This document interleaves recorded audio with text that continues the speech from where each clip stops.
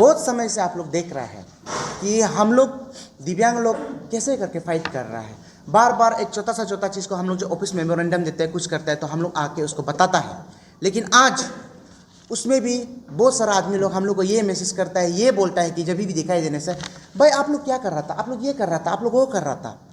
आज आप लोग का हम डिटेल में बता रहा है, ये हम लोग मेमोरेंडम देने का तरीका क्या है, क्यों हम लोग दिया है, ये स्वरूप ऐसे दिव्यांग सोसाइटी का मिस मुदंगी अभियान का केस स्वरूप है क्या ना। आप लोग का अंडरस्टैंडिंग में स्वरूप मिस मुदंगी अभियान को डिप्राइव हुआ है, उसके लिए हम लोग लड़ रहे हैं, आप लोग ये सोच रहे हैं क्या।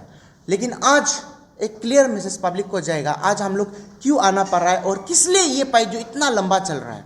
ये फाइट जो 2018 में शुरू हुआ है, 2018 में एजुकेशन डिपार्टमेंट का थ्रू से मिस मुदंगी अभियान ने उसमें देखा था 14 पोस्ट निकला है। 14 पोस्ट निकलते हुए एक भी PWD का रिजर्व नहीं था, तो रिजर्व नहीं होने का वजह से मिस मुदंगी अभियान ने फाइट किया उसको, किस लिए आप लोग PWD कैटेगरी को डिनाई कर रहा है, डिक्लाइन कर रहा है, या आप उसको पोस्ट को क्रिएट नहीं कर रहा है। तो फाइट करने का बाद 2022 में उसका नोटिफिकेशन, 2018 का बाद 2022 में देखो इंटरव्यू सेशन शुरू हुआ है। एक long period 4 years more than ना, उसमें जब हुआ है तो उसने एक पोस्ट को क्रिएट कर दिया है। आफ्टर क्रिएटिंग एक पोस्ट मिस मुदंगी अभियान ने उसको अप्लाई किया है, सब कुछ किया है। करने का बाद 22 में ये चीज़ जो वापस मिस मुदंगी अभियान को डिस्क्वालीफाई किया गया है, तो फाइट शुरू हुआ है उधर से। तो अभी सब लोग बोल रहे हैं कि तो मिस मुदंगी अभियान का केस है।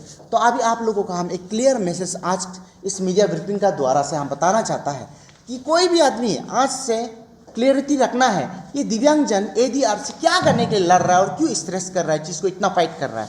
देखो हम लोग का यहाँ में 4% रिजर्वेशन होने के लिए, PWD कैटेगरी का रिजर्वेशन, जॉब रिजर्वेशन होने के लिए बोल के रखा है। तो उसको भी हमारा department, various department of Arunachal Pradesh में जितना है उन लोग जो ये चीज़ को मालूम नहीं है, और आज हम उन लोग को ब्लेम भी नहीं करेगा। यहाँ का थ्रू से ये मैसेज जाना है उन लोग को, क्यों ब्लेम नहीं करेगा बोलने से अरुणाचल में दिव्यांग का बारे में लेकर के, पर्सन विद डिसेबिलिटी का लेकर के अवेयरनेस ही नहीं है। पहला बात, कितना आदमी लोग को, दुकान वाला, इवन फार्मेसी वाला लोग को, डॉक्टर को भी बहुत कम मालूम होता है ये चीज़ को। बहुत लोग कि ये लोग को कैसे ट्रीट करेगा, कैसे करके हेल्प करेगा, बहुत कम। बैंक वाला लोग को भी मालूम नहीं होता है। तो मिस मुदंगी अभियान ने ये चीज़ को स्ट्रेस करते हुए, देखते हुए, इंडिविजुअली ये चीज़ को पूरा दिव्यांग के लिए काम करने के लिए इसने आवाज़ उठाया है। आवाज़ उठाया है, उसने कहा कि डिपार्टमेंट को, APPSC वाला को, आप RTI मार के बहुत सारा रिजल्ट निकल के उसका आउटकम निकालते हुए उसने बोला है किस लिए हम लोग का रिजर्वेशन नहीं होता है। पहला उसने ये बोल दिया रिजर्वेशन क्यों नहीं होता है, तो इसके लिए उसने बहुत फाइट करते हुए रिजर्वेशन भी लेके आया है 4% को। अभी वेरियस डिपार्टमेंट में आप लोग देखिएगा जो लेटेस्ट अपडेट हो रहा है वो भी किस लिए हो रहा है, ADRC का थ्रू का वजह से। हम लोग दिन रात एक करके ऑफिस टू ऑफिस हर जगह में मेमोरेंडम सबमिट करते हुए किया है। और दूसरा बात आपको देखो 12 जून में मिस मुदंगी अभियान का 2024 में ये सिविल इंजीनियर का, उसमें भी पोस्ट का PWD का जो, उसमें भी हम लोग ने फाइट किया है। जो कि हालांकि वो 4 पोस्ट होना था, तो 4 पोस्ट होना था, तो उसमें भी 3 पोस्ट दिया गया है। तो देखो अभी आप लोग समझना है हम लोग को, हम क्यों शुरू में बोला है मोरल ड्यूटी और अवेयरनेस कम है, क्योंकि आदमी को पता ही नहीं है PWD का राइट कैसे होता है। वो बेंच में जो ऑफिसर बैठा हुआ है, शायद उसको PWD का ट्रेनिंग शायद उसमें जब बोलता है शायद उसमें नहीं भी मेंशन किया हो, वही का वजह से भी हो सकता है। लेकिन हम ब्लेम नहीं करेगा कि वो लोग नहीं जानता। लेकिन हम लोग देखो क्यों हम लोग बार बार स्ट्रेस कर रहे हैं। अगर आप हम लोग को राइट नहीं देगा तो हम लोग को फाइट करना पड़ेगा। तो इसके लिए उसमें भी हम लोग उस दिन मेमोरेंडम दिया हुआ है, फाइटिंग कर रहा है उसमें भी अभी तक कि हम लोग को 4 पोस्ट होना है। और उसका साथ में अभी आप देखो उसका बाद में APPSC में 20 मिनट्स देना है हम लोग का हैंडीकैप को, क्योंकि देखो हम लोग पहला बात चलने के लिए तकलीफ होता है। और हम लोग का देखो आप लोग सोचता है ना कि हम लोग जो पैर खराब है तो हाथ तो टिक के लिख सकता है, ऐसे नहीं होता है। जब बॉडी का एक पार्ट खराब होता है ना, उस समय में हम लोग को उसका साइड इफेक्ट पड़ता है हम लोग को बॉडी में, इसलिए हम लोग डिफरेंटली एबल है। तो आप लोग सोचते हैं हम लोग हैंडीकैप है, हैंडीकैप इज नॉट, हम लोग हैंडीकैप नहीं है। Handicap is only in A concept and a term for a mental understanding, जो मटा से हैंडीकैप हो रहा है। हैंडीकैप का पूरा टर्म को आप डिक्शनरी में देखिएगा, आप समझेगा। इसके लिए गवर्नमेंट भी इसको दिव्यांगजन में कॉइन किया है नया नाम। तो 20 मिनट हम लोग को देना है। क्यों हम लोग डिमांड करते हैं? रीजन, हम लोग लिखने के लिए थोड़ा स्लो होता है। हम देखो हाथ से चलता है ना सब कुछ, क्योंकि मेरा तो पैर नहीं है, मिस मुदंगी अभियान तो पैर से, व्हील चेयर से चलता है, हम हाथ से चलता है। तो ये सब चीज़ में लेकर के हम लोग को टाइम देना है, हम लोग रिक्वेस्ट करते हैं। तो अभी आपका दूसरा बात में देखो, हर किसी का अलग ट्रेजिक एक तो अलग सा कैटेगरी होता है, उसको हम लोग समझाए। और उसका बाद में आप लोग को पकड़ो ये मिस मुदंग याब्यांग का जो पोस्ट लेक्चरर का जो उसमें निकला है, एलोकेशन निकला है, ये चीज़ को लेके हम लोग बार बार किस लिए स्ट्रेस कर रहा है? क्योंकि मिस मुदंग याब्यांग का इसमें अनजस्टिस होने का सबसे बड़ा रीज़न क्या है? अभी आप लोग मेरा बात से समझ ही रहा होगा कि इसने PWD का दिव्यांगजन का जो राइट है उसको एम्पावर किया है, उसको पब्लिक डोमेन में रखा है, और अभी इसका थ्रू से, इसका वजह से, इसका कारण से पूरा दिव्यांग सोसाइटी लोग अपना अपना हक को मांग रहा है। हम लोग पढ़ा लिखा है, हम लोग को दो अपना राइट। तो यही चलते हुए मिस मुदंग याब्यांग को ऐसा नेग्लिजेंस कर दिया है, ऐसा डिप्राइव कर दिया है कि ये अभी कैसे करके अपना जॉब को हासिल करेगा, उसके लिए हम लोग फाइट चल रहा है। कि क्या अरुणाचल में हम लोग अपना हक को जो लड़ता है, जो अच्छा बात करता है, जो समाज के लिए परिवर्तन चाहता है, वो फाइट करने वाला को इस तरह से डिप्राइव होना है क्या? तो हम लोग ये क्वेश्चन कर रहा है, क्वेश्चन है गवर्नमेंट से भी, इवन कमिश्नर से भी। और उसका बाद में आपको हम बताते हैं मिस मुदंग याब्यांग का जो उसका राइट है ना, राइट में fundamental rights to acquire government employment under article 16 para 1, उसके लिए तो ये अपना राइट के लड़ रहा है ना, उसका गवर्नमेंट जॉब होने के लिए। और साथ ही साथ में and right to livelihood article 21 of constitution of India, तो उसका ज़िंदगी जीने का भी उसका भी तो हक है। क्या हम लोग इस सोसाइटी का, अरुणाचल का पार्ट नहीं है क्या? हम लोग दिव्यांग होने से भी, हम लोग भी तो इसी समाज का है, हम लोग भी तो इंडियन है, और अरुणाचल का है, ST है, हम लोग शेड्यूल ट्राइब है, हम लोग का भी तो हक है ना। तो इसके लिए हम लोग बार बार बोलना पड़ रहा है कि हम लोग को हेल्प करो, हम लोग को सपोर्ट करो। और आप दूसरा बात, कमिश्नर से जो हम लोग को रिप्लाई दिया था, कितना तारीख में था,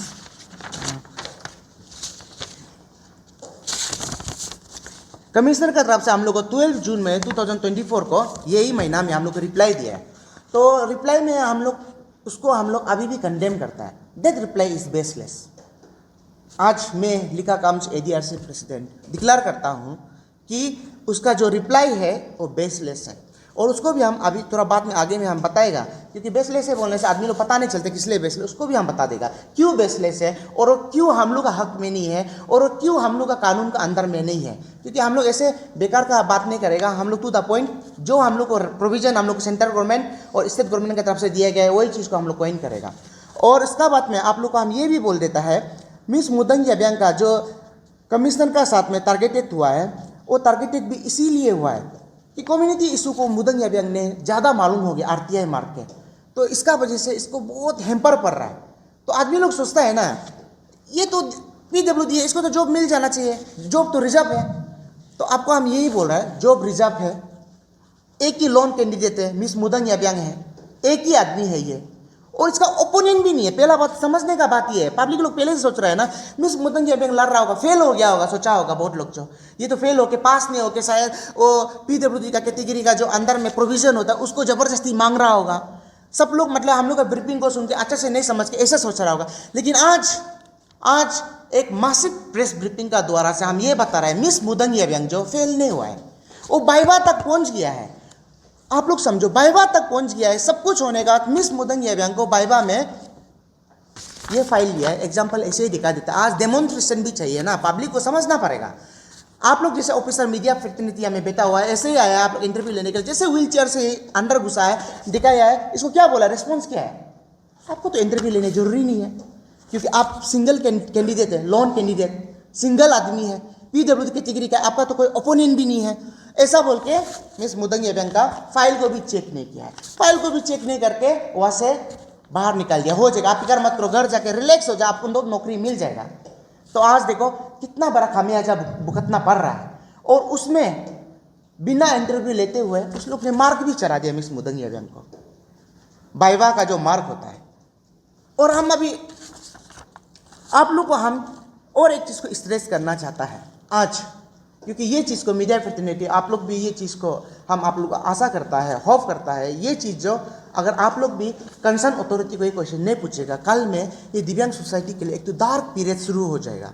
डार्क पीरियड क्यों शुरू हो जाएगा बोलने से, ओलू का जो रिप्लाई है कमिश्नर का तरफ से जो रिप्लाई आया है, वो रिप्लाई में वो लोग जो हम लोग का एक तो राइट होता है प्रोविजन, वो लोग का पैरा 11 में 1, पैरा 11 का जो 1 है, O M dated 31 May 2019 regarding the relaxation of standard of suitability for PWD candidate. इसका रिप्लाई में वो लोग क्या बोल रहा है, आप लोग ये वाला जो हम कोइन किया, हम और एक बार बता दे रहा है, 2019 regarding the relaxation of standard of suitability for PWD। ये एक को आप लोग भी गूगल में सर्च करके देखो, इसमें कहीं ये नहीं कहा गया है कि डिसेबल वाला आदमी को डिसेबिलिटी का जो सर्टिफिकेट होता है उसमें रिलैक्सेशन दो बोल के, इसमें ये नहीं कहा गया। इसमें क्या कहा गया है, उसमें क्लियरली स्टेटेड है कि एक डिसेबल आदमी जो हम लोग जैसा जो दिव्यांग है, हम लोग लोकोमोटो वाला है, कान जिसका खराब होता है, डेफ ब्लाइंड होता है, उस लोग को एक होता है जब आप जॉब देने जाता है उसमें एक क्राइटेरिया मांगता है कि आप ये डिग्री लाओ, आप एक्सपीरियंस सर्टिफिकेट लाओ। लेकिन हम लोग दिव्यांग होने का वजह सिर्फ क्वालिफिकेशन होता है डिग्री, लेकिन एक्सपीरियंस सर्टिफिकेट नहीं हो पाता है साथ में, तो उसको रिलैक्स करो बोल के, उसमें रिलैक्सेशन देना है बोल के ये एक्ट में लिखा हुआ है। और ये एक्ट में ये भी लिखा है कि अगर कोई कैंडिडेट नहीं है तो लोन कैंडिडेट है, एक सोलो कैंडिडेट है, तो उसको जॉब को कैरी फॉरवर्ड नहीं करना है, वो कैंडिडेट को उसमें रिप्लेस करना है। जब वो एक्ट में लिखा हुआ है, कानून में दिया गया है, तो कमिश्नर का रिप्लाई में क्या दिया है कि उसने कहा हम लोग कोई रिलैक्सेशन ऑफ मार्क नहीं देगा, कोई रिलैक्सेशन ऑफ डिग्री नहीं देगा, हम लोग रिलैक्सेशन देने से देगा तो आपका डिग्री ऑफ डिसेबिलिटी जो आपका सर्टिफिकेट जो हमको मिलता है, जो हमको मिलता है गवर्नमेंट का तरफ से, जो हॉस्पिटल में मिलता है ना, उसको देगा बोला। तो अब ये टोटली इलॉजिकल है। कल में देखो कोई भी बच्चा, कोई भी स्टूडेंट पढ़ के आएगा तो उसको बोलेगा नहीं आप, हम जैसे कि हम अभी 45% एग्जाम्पल बता दे रहे हैं, आज हम 45% है और एक तो 40% आया है, तो क्या है मेरा मार्क तोरा से कम है, वो तो डिसेबल तोरा से है, तो लेकिन मेरा मार्क तोरा से कम होने से हमको भी रिलैक्स करना है, लेकिन हमको छोड़ के वो नीचे वाला जो तोरा से सिर्फ एक आंख तोरा से हल्का से खराब था और हम पूरा फिजिकली डैमेज होके भी वेल एक्सेलेंट होके तोरा लिखने में स्लो हो गया, उसका वजह से मेरा मार्क तोरा कम हो गया, तो उसमें उसको दे देगा, हमको नहीं देगा। तो इसका मतलब क्या है, इसका मतलब यही है कि आप बढ़ावा दे रहे हैं। आप क्लियरली ये स्टेटमेंट, ये आपका जो आंसर में आप जो हमको रिप्लाई में ये बढ़ावा दे रहे हैं कि आओ माल प्रैक्टिस करने शुरू करो, आओ कोई भी डिसेबल सर्टिफिकेट लो, जेन्युइन वाला डिसेबल को हटा दो। हम इसको क्यों आज खुल के बोल पा रहा है, ऐसे लिखा कम्स ADRC प्रेसिडेंट, क्योंकि A class job, B class job, media fitness, आप लोग तो ऑफिस में कितना बार जाता होगा, आप देखा है क्या कोई दिव्यांग जो लोकोमोटो पूरा फिजिकली देखने में विजिबल होता है, उसका पैर व्हीलचेयर से ऑफिस में एक ग्रेड जॉब में बैठ के ऑफिस में काम कर रहा है, देखा है आप लोग? हम भी नहीं देखा है ऐसे दिव्यांग होते हुए। आप लोग शायद हम लोग से ज़्यादा घूमता होगा, आप लोग देखा होगा अरुणाचल स्टेट में है, तो आप लोग उसको भी थोड़ा इंटरव्यू लेके पूछताछ कर दो, हम लोग को भी नॉलेज आ जाओ, क्योंकि हम लोग तो आज तक देखा ही नहीं है।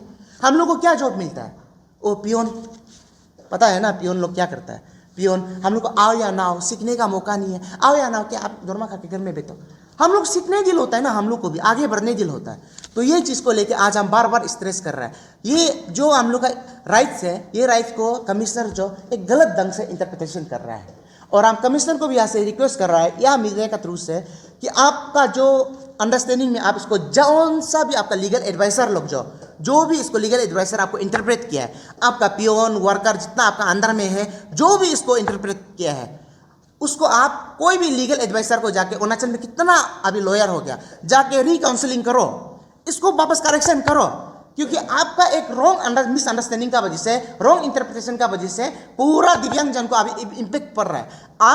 आपका तो अभी हमको ये अंडरस्टैंडिंग में समझ में आ रहा है कि मिस मुदंगी अभी हमको डिप्राइव करने का चक्कर में अभी पूरा स्टेट को भी डिप्राइव हो रहा है इसमें, क्योंकि हम लोग अभी पता चल रहा है तो कि वो लोग का अंडरस्टैंडिंग क्या है हम लोग का राइट को लेकर, इसके लिए तो इसको नहीं मिला है। नहीं तो अगर वो लोग हम लोग का राइट को दंग से समझता तो मिस मुदंगी अभियान यहाँ में आराम से हो जाना था। तो आप लोग को पहले से पता है कितना साल से हम ये केस जो पेंडिंग कर रहा है, और इतना हमको डैमेज पहुंचा चुका है, इतना हैरेसमेंट हमको मिल चुका है कि अभी कुछ भी नहीं कर सकता है। इसको जस्टिस कैसे मिलेगा, उसी फाइट में लगा रहने की वजह से मैं अपना पर्सनल लाइफ में भी कहीं में भी कुछ भी पीसफुली फोकस नहीं कर पा रहा है। तो अननेसेसरली पब्लिक सर्विस कमीशन मेरा केस को ड्रैग कर रहा है, जब उसको पता है कि प्रोविजंस है, मल्टीपल रिकमेंडेशन सजेटा department including state commissioner person with disability judgment और CM recommendation, air department recommendation मेरा फेवर में लिख चुका है, क्योंकि प्रोविजंस है, जो प्रोविजंस मैं क्लेम कर रहा हूँ, जिस प्रोविज़न का थ्रू से हम एंटाइटल है उस पोस्ट के लिए, जो मेरा राइटफुल पोस्ट है उसको वो मुझे नहीं दे रहा है कमीशन। एक ही चीज़ को बार बार रिपीट करते हुए, वही रिलैक्सेशन ऑफ स्टैंड सुइटेबिलिटी को वो लोग बहुत ही रॉन्गफुली इंटरप्रेट कर रहा और कहता है कि इसमें डिसेबिलिटी में रिलैक्सेशन लेना है, जबकि सेंट्रल लॉ में, स्टेट लॉ में मैंडेटरी कराया गया है कि बेंचमार्क डिसेबिलिटी 40% से बिलो वाला को जॉब बेनिफिट अवेल कर ही नहीं सकता है। तो किस तरह से, किस ढंग से और उन लोगों का कौन सा लॉ ऑफिसर ने किस लॉजिक से ये इंटरप्रिटेशन दिया, वो बिल्कुल सही नहीं है। और ये पूरा दिव्यांगजन, एंटायर दिव्यांगजन को डिप्राइव करने का स्कोप क्रिएट कर दिया वो जेन्युइन दिव्यांगजन को। और जो लोग एलिजिबल भी नहीं है इस पोस्ट के लिए, लो परसेंटेज ऑफ डिसेबिलिटी के लिए, वो लोगों ने जॉब में एंटाइटल होने का प्रोविज़न क्रिएट करने का कोशिश किया जा रहा है। तो इसलिए ये पूरा एंटायर हम लोग अरुणाचल का दिव्यांगजन का राइट्स को वो कील करने की कोशिश कर रहा है। तो इसी का थ्रू से वो मुझे बार बार इसका इंटरप्रिटेशन में मिसअंडरस्टैंडिंग होके गलत इंटरप्रिटेशन दे के हमको इतना अननेसेसरी लॉन्ग पेंडिंग केस कर दिया। तो इसलिए मैं पब्लिक सर्विस कमीशन को मैं रिक्वेस्ट करता हूँ, ऑलरेडी उसको पता है, उन लोग का मेंबर है जलास पाटिल सर। अगर कमीशन को, चेयरमैन सर को, वो एक एकेडमिशियन है, मेरा उसे कोई पर्सनल प्रॉब्लम नहीं, पर्सनल कोई इनमिटी नहीं है। मैं बस अपना हक मांग रहा हूँ। सर का कहना था कि मीडिया में क्यों आता है, मीडिया में आने बिल्कुल मन नहीं है, क्योंकि मैं भी खुद एक इतना कॉन्फिडेंट नहीं है, मैं इतने अच्छा स्पीकर भी नहीं है, फिर भी मुझे पब्लिक का सामने में मीडिया का थ्रू में मजबूरन रोज़ आना पड़ता है। तो वो सिर्फ इसलिए ऐसा हो रहा है बार बार, या तो सर का lake of understanding of relaxation of standard suitability है, या फिर सर जानबूझ के कर रहा है, वो तो मुझे नहीं पता। लेकिन आज भी सर से रिक्वेस्ट है कि रिलैक्सेशन ऑफ स्टैंडर्ड को जिस तरह से आप लोग इंटरप्रेट कर रहे हैं वो गलत है। और वही रिलैक्सेशन ऑफ स्टैंडर्ड सूटेबिलिटी को उनका ही अपना मेंबर जलास पाटिल सर ने 9 जून 2023 को उन लोगों को पब्लिक सर्विस कमीशन को ऑर्डर पास किया था, जब वो एक जॉइंट सेक्रेटरी ऑफ सजेता था। उन्होंने इतना क्लियरली इसमें मेंशन किया, इसमें कोर्ट जजमेंट भी रेफरेंस लेके, हाई कोर्ट जजमेंट भी है, पर्टिकुलरली उस रिलैक्सेशन ऑफ स्टैंडर्ड सूटेबिलिटी जहाँ पे ऐसे इंस्टेंसेस दिखाया कि पर्सन विद डिसेबिलिटी को रिलैक्सेशन मार्क्स में दे के उसको पोस्ट दिया जाता है। तो उसको जलास पाटिल सर ने लिखा है, तो उसी को अगर वो समझ नहीं पा रहा है, अपने मेंबर से वो क्यों अंडरस्टैंडिंग नहीं ले पा रहा है, और एक लॉ ऑफिसर का जहाँ तक इंटरप्रेट करने पर वो क्यों उसका ही बात को मानता है। और सबसे बड़ा क्वेश्चन ये कि वो जो रिपोर्ट जो कमीशन का तरफ से आया है, जो 12 जून 2024 को, ये रिपोर्ट को भी हम लोगों को इतना ऑफिस टू ऑफिस दौड़ा के, कभी बोलता है गवर्नर का पास में से मिलेगा, कभी बोलता है चीफ सेक्रेटरी, कभी बोलता है सजेटा डिपार्टमेंट। तो ऑफिस टू ऑफिस दौड़ने के बाद में, बहुत रिक्वेस्ट करने के बाद में, कमीशन ने हम लोगों को ये रिपोर्ट दे दिया अनविलिंगली। और देने के बाद जब ये रिपोर्ट को देखा है, तो इसमें जो भी पॉइंट्स दिया है, 5 पॉइंट्स दिया है उन्होंने कि क्यों हमको ये उन्होंने जॉब में कंसिडर नहीं किया है। तो इसमें जितना भी पॉइंट्स है, पॉइंट ए से लेके यहाँ में ई तक है, और इस पॉइंट में कोई भी एक पॉइंट जो वैलिड नहीं है। 5 पॉइंट में उन्होंने कमीशन ने कहा है कि मेरा केस में 5% रिलैक्सेशन का वायलेशन नहीं हुआ है। और ये कहते हुए वो कहता है कि क्योंकि मेरा केस में 5% इम्प्लीमेंट करने से, उन लोग अपना ओन इंटरप्रिटेशन से वो लोग बोलते हैं 2.5 होगा, इसलिए मार्क्स शॉर्टेज पड़ रहा है। इसमें वायलेशन नहीं हुआ है, वो कैसे कह सकते हैं? क्योंकि एक the time of exam itself वो 5% कंसेशन हो जाना चाहिए था। जब इंटरव्यू का टाइम में, जब जनरल कैटेगरी के लिए 50 होता है, तो पर्सन विद डिसेबिलिटी के जो प्रोविजन दिया है, इसके हिसाब से उन लोगों को एग्जाम का टाइम इटसेल्फ में वो मार्क्स में डिफरेंस होना चाहिए था पर्सन विद डिसेबिलिटी और जनरल कैटेगरी का। फिर भी सर ने, कमीशन ने जनरल स्टैंडर्ड पे हम लोगों को कंपटीशन कराया, और मेरा तो वाइवा भी नहीं लगाया, वाइवा भी इंटरव्यू भी अच्छा से नहीं लिया। क्यों बोलने से, वो लोग तो ऑलरेडी टारगेट था, क्योंकि मैंने इतना साल से 2018 से दिव्यांगजन का पोस्ट क्रिएशन में RTI मार के पोस्ट क्रिएट करता रहा, various department, power department, education department. आज ये सब क्यों प्रॉपरली 4% रिजर्वेशन फॉलो करता है उनसे? क्योंकि मेरा लगातार office to office governor level तक जाके पर्सन विद डिसेबिलिटी का 4% रिजर्वेशन को इम्प्लीमेंट करने के लिए एफर्ट डालने की वजह से आज वो लोग दे रहा है जो भी प्रोविज़न, और बाकी दिव्यांगजन लोग जो फैसिलिटी अवेल कर पा रहा है। तो इसी केस से वो लोग हमको इंटरव्यू में तो टारगेट करके हमको अच्छे से इंटरव्यू भी नहीं लिया है, और इंटरव्यू लेता भी हो तो वो लोग मार्क्स में डिफ्रेंशिएट रखना चाहिए था। जनरल के लिए 50% रखना चाहिए था, PWD के लिए 5 मार्क्स कंसेशन होना चाहिए था। तो इसको वो लोग वायलेट नहीं हुआ है बोलता है कमीशन। ये तो गलत है ना। At the time of interview itself 50 marks होना है वो कि उन लोगों ने रखा है, तो ये तो क्लेम उनका गलत है। फिर उनका कहना है कि उन लोग जो सजेता डिपार्टमेंट का इंटरप्रिटेशन को चैलेंज कर रहे हैं। सजेता डिपार्टमेंट ने 5% रिलैक्सेशन के बारे में लिखा था कि इसका इंटेंशन जो था कि 5 मार्क्स रिडक्शन देना है, 5% ऑफ 100 मार्क्स होना चाहिए था, तो 5% रिडक्शन होने से 45 मार्क्स होता है। पर कमीशन इसमें फिर जिद लगा के वो अपना ओन वे से इंटरप्रेट करके 2.5 रिलैक्सेशन होना है। तो इसीलिए इस केस में इतना अननेसेसरली एम्बिग्यूटी क्रिएट करने के बाद कमीशन का, क्योंकि कमीशन तो ऑथोरिटेटिव बॉडी नहीं है ना इंटरप्रिटेशन को लेके। कमीशन तो एक ऑटोनमस बॉडी जरूर है, पर उसका ड्यूटी ओनली एग्जाम कंडक्ट करने का है। As per rule existing rules of government का पॉलिसीज़ को लेके उसको एग्जाम कंडक्ट करना है। लेकिन कमीशन अननेसेसरली दूसरा डिपार्टमेंट का जो कंसर्न अथॉरिटी जो पर्सन विद डिसेबिलिटी के लिए रूल फ्रेम करते हैं उनका इंटरप्रिटेशन को भी वो चैलेंज कर रहा है और उसका रूल को भी अपने कन्वीनियंस का हिसाब से इंटरप्रेट कर रहा है। तो ऑटोनमस का पावर तो उस हद तक नहीं है ना कि वो किसी और का रूल फ्रेम किया वाला को भी वो लोग इंटरप्रेट करेगा। तो इसी बात पे ये कमीशन का पास पॉइंट जो बेसलेस हो गया, क्योंकि वो कह रहा है कि यहाँ में कुछ रूल वायलेशन नहीं हुआ है, जबकि इतना ग्रॉस रूल वायलेशन हुआ है।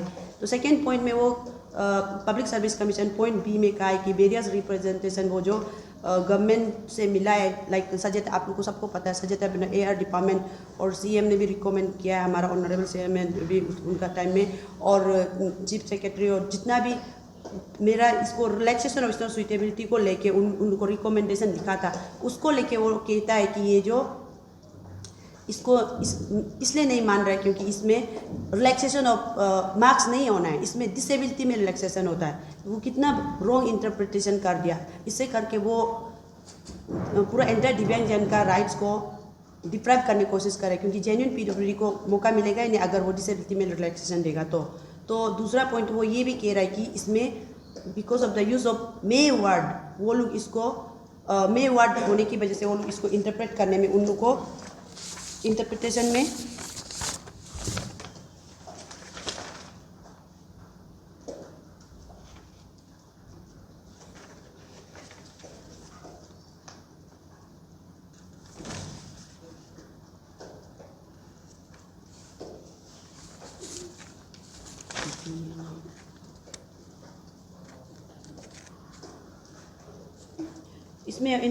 मे वर्ड की वजह से वो लोग जो इसको मैंडेटरी नहीं समझता है।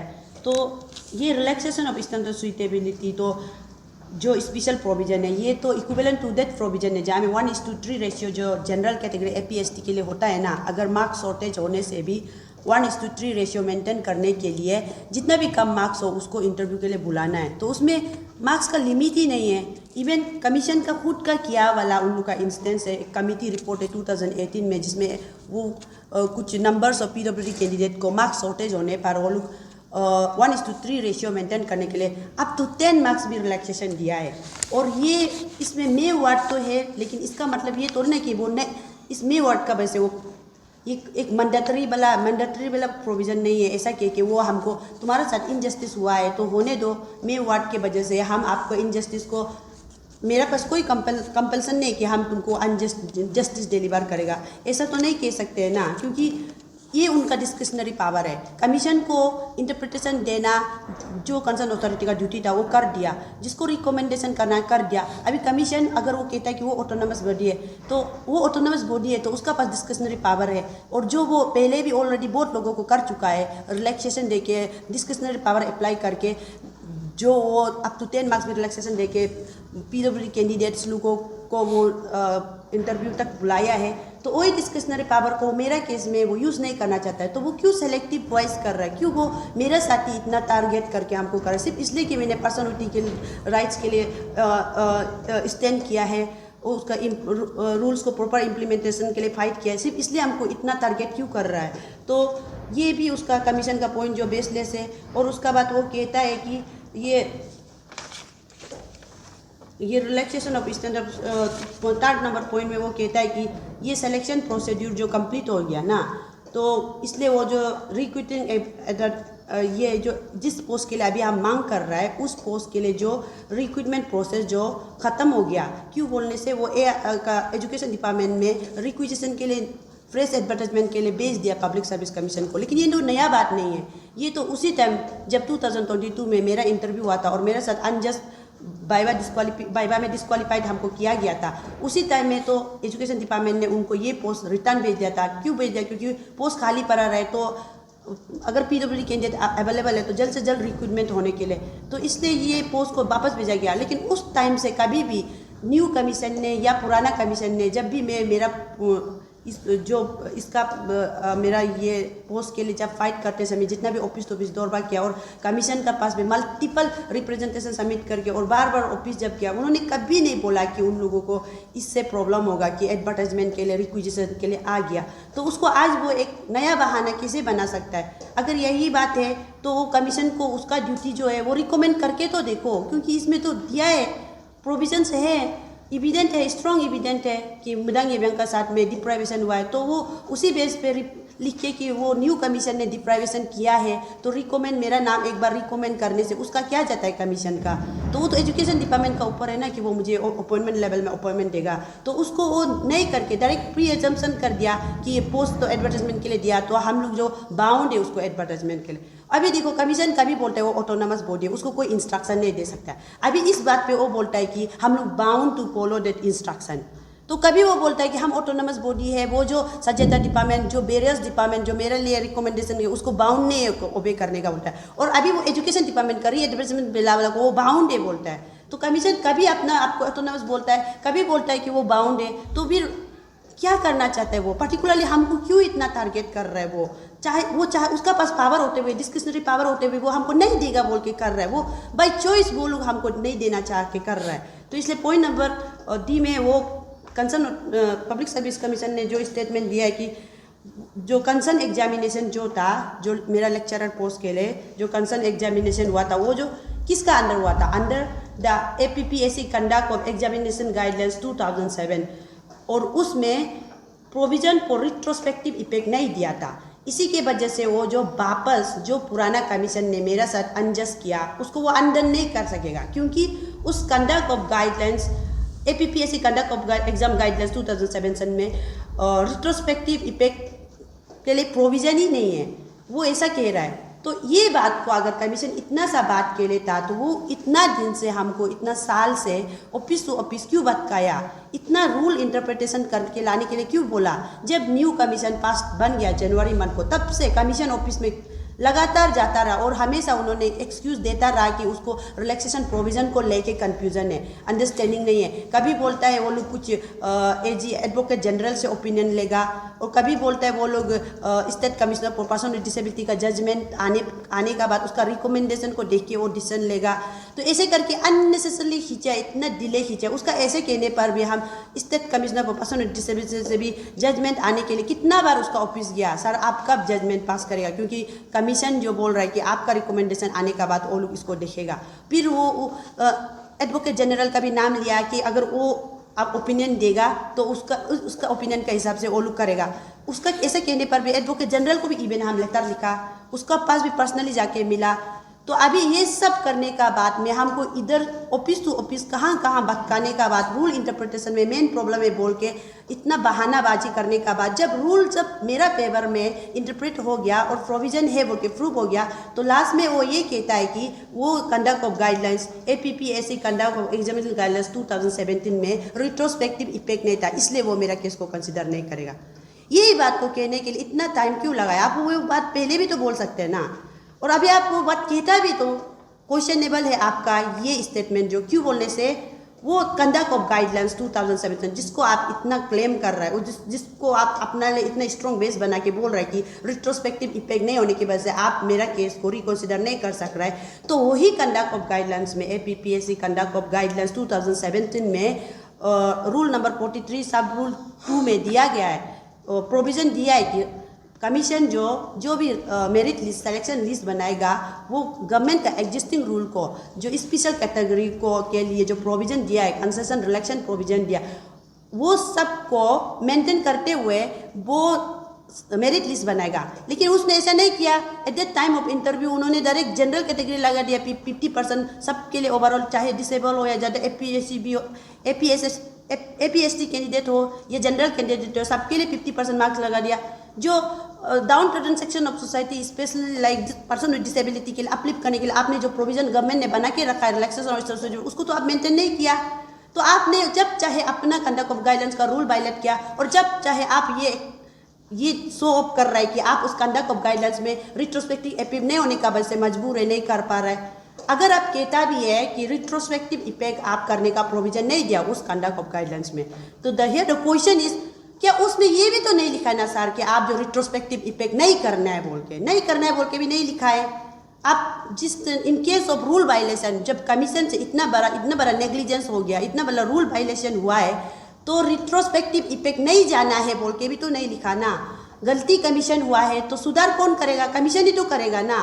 तो आपका जस्ट ड्यूटी है कि rule as per rule, existing rule violate हुआ कि नहीं और प्रोविजन है कि नहीं, उसको चेक करके आप मेरिट लिस्ट बनाना है। तो वही चीज़ मेरा केस में मिस आउट हो गया है, उसी को आप आज रीचेक करके एज पर प्रोविजन अपॉइंटमेंट के लिए रिकमेंडेशन लिखना आपका ड्यूटी है, आपका रिस्पॉन्सिबिलिटी है। तो उसको आप क्यों नहीं कर रहे हैं? तो ये जो बेसलेस जो कमीशन जो लास्टली हम अपना हथियार बना के कह रहे हैं कि रिट्रोस्पेक्टिव इफेक्ट है, ये भी गलत है, क्योंकि उसमें लिखा भी नहीं है कि रिट्रोस्पेक्टिव इफेक्ट आप नहीं जाना है। अगर ऐसा लिखा है तो आप क्यों सपोर्टिंग डॉक्यूमेंट इसका साथ नहीं दिया? उसके बाद में लास्ट पॉइंट वो जो पब्लिक सर्विस कमीशन जो दिया है कि अरुणाचल पब्लिक सर्विस कमीशन जो एक ऑटोनमस बॉडी है, इसलिए वो जो किसी का रिकमेंडेशन नहीं मानना है। जैसे रिसेंटली जो सचेता डिपार्टमेंट ने मेरे लिए ऑर्डर पास किया था 18 मार्च 2024 में कि मेरा केस को उन लोगों ने हियरिंग भी कंडक्ट किया और प्रॉपरली ऑब्जर्व करके पाया गया कि रूल वायलेट हुआ है और डिप्राइवेशन हुआ है in case of miss Madang Yebyang, and as per relaxation of provision she is fully entitle for the post बोल के उन लोगों ने उसको रिकमेंडेशन दिया है। अगर आप इसको अपॉइंटमेंट नहीं देते हैं एज पर दैट प्रोविजन, आप लोग रूल वायलेशन हो रहा है बोल के उनको दिया है रिकमेंडेशन। तो पब्लिक सर्विस कमीशन खुद को ऑटोनमस है बोल के अपना ऑटोनमस पावर का मिस यूज़ कर रहा है। वो कहता है कि हम किसी का रिकमेंडेशन को सुनने के लिए बाउंड नहीं है।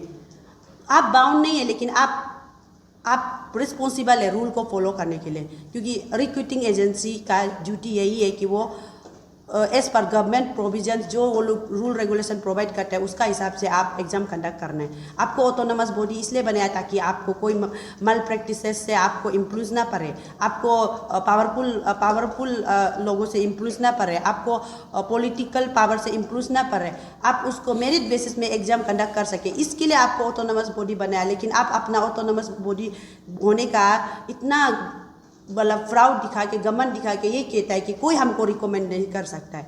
तो रूल इंटरप्रेट करना इज नॉट योर ड्यूटी। आप क्यों दूसरों का रूल इंटरप्रिटेशन जो कर रहा है उसको भी आप चैलेंज करता है? तो ऐसे अननेसेसरली चैलेंज करके वो मुझे मजबूर कर रहा है, या फिर हमको डेमोक्रेटिक मूवमेंट उतारने में मजबूर कर रहा है, या फिर हमको कोर्ट केस अननेसेसरली लेंदी लीगल एक्सपेंडिचर करने देने के लिए वो चाहता है, जिसमें सालों लग जाएगा, 8 to 9 years लग जाएगा इसको फाइट करके। और ऑलरेडी आरटीआई रिप्लाई से जितना भी मैंने पब्लिक सर्विस कमीशन से आरटीआई मारा है, इतना सारा सिमिलर केसेस है जहाँ में 5-6 पीडब्ल्यूडी को इतना हैरेसमेंट और दे चुका है, कोर्ट केस का चक्कर कटवा के, और उसका जेन्युइन होने पर भी उसको अननेसेसरली सुप्रीम कोर्ट लेवल तक वो लोग चैलेंज कर रहा है। और ऐसे करके भी उन लोग का पेपर में, डिसेबल पर्सन का पेपर में जजमेंट इतना लेटली आ जाता है, तो उसका क्या यूज़ है? क्योंकि जस्टिस डिनाइड का इक्विवेलेंटी हो गया। और इससे ऐसे बहुत पीडब्ल्यू कैंडिडेट मेंटल टॉर्चर खा के वो लोग जस्टिस उन लोग का पेपर में होने का बाद भी द लास्ट वो लोग उन लोग डेथ हो जाता है, क्योंकि मेंटल टॉर्चर खा के। तो पब्लिक सर्विस क्यों सेम चीज़, सेम साइकिल को रिपीट करना चाहता है? तो इसलिए हम लोग ये जो कमिटी, जो पब्लिक सर्विस कमीशन ने कमिटी रिपोर्ट बनाया है, उसको बिल्कुल एक्सेप्ट नहीं करता है, क्योंकि इसमें एक भी वैलिड पॉइंट नहीं है। और अगर ये कमिटी रिपोर्ट, ये तो जिस तरह से वो लोग कमिटी रिपोर्ट हम लोग को दिया है, ये बहुत ही डाउटफुल है। क्यों बोलने से 2008 में जब सिमिलरली ऐसा हुआ था, रिलैक्सेशन प्रोविज़न इम्प्लीमेंट करके कुछ पीडब्ल्यूडी कैंडिडेट को अप टू 10% रिलैक्सेशन दिया था, उसमें वो लोग कमिटी मीटिंग बैठा है, कमिटी बैठ के जो भी उस कमिटी में मेंबर है सब ने साइन किया उस कमिटी रिपोर्ट में, और यहाँ में एक भी मेंबर का साइन नहीं है। ऐसे रिपोर्ट झूठ मूठ का रिपोर्ट तैयार कर दिया और इसमें सेक्रेटरी मैडम का नाम से इशू कर दिया। और सेक्रेटरी मैडम भी इतना बड़ा IRS इतना ब्यूरोक्रेट्स होके कैसे इतना रूल को जहाँ तहाँ किसी लॉ ऑफिसर का इंटरप्रेट करने पर वो उसको अप्रूवल कर दिया। बहुत ही क्वेश्चनेबल है ये जो रिपोर्ट जो, तो इसको एक्सेप्ट नहीं करता है हम लोग, और कमीशन ही हम लोग को मजबूर कर रहा है डेमोक्रेटिक मूवमेंट उतारने के लिए और कोर्ट केस लिया जाने के लिए। तो वो ऑलरेडी एग्जॉस्ट हो चुका है। तो पब्लिक सर्विस से हम रिक्वेस्ट करते हैं अननेसेसरली और ड्रैग मत करो। जब आप रूल को समझ नहीं आता है तो आप अपने मेंबर जनरल पार्टी से भी आप अंडरस्टैंडिंग ले सकता है, एंड आप दूसरा जो भी एडवोकेट है उन लोग से आप अंडरस्टैंडिंग ले सकता है। आप एक ही लॉ ऑफिसर का कहने पर आप ये सब रूल को उल्टा पुल्टा इंटरप्रेट करके पूरा दिव्यांगजन को डिप्राइव नहीं कर सकते हैं।